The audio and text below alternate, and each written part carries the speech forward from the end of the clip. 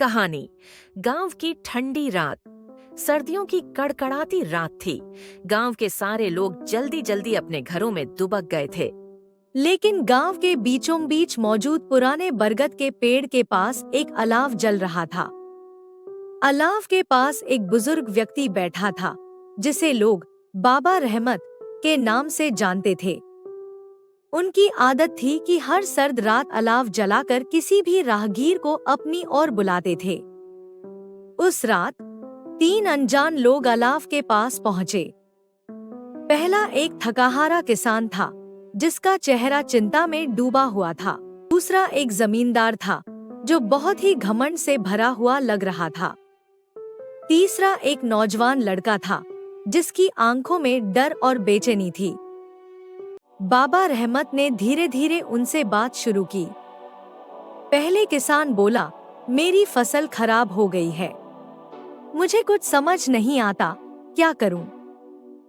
फिर जमींदार ने हंसते हुए कहा, मेरे खेत और संपत्ति तो सुरक्षित है, लेकिन बाबा, मुझे हर रात एक अजीब सपना आता है।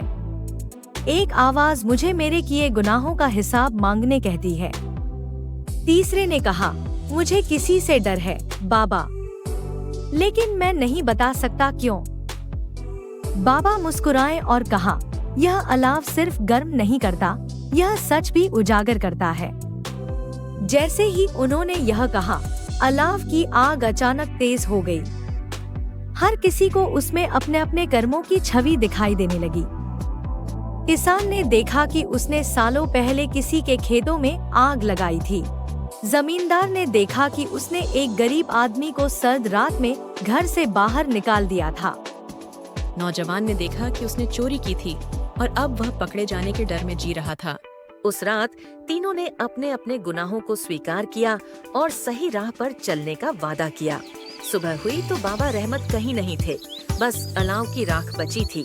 लोग कहते हैं, वह रहमत सिर्फ इंसान नहीं, किसी की आत्मा थी, जो सर्द रात में भटके लोगों को सही राह दिखाने आती थी।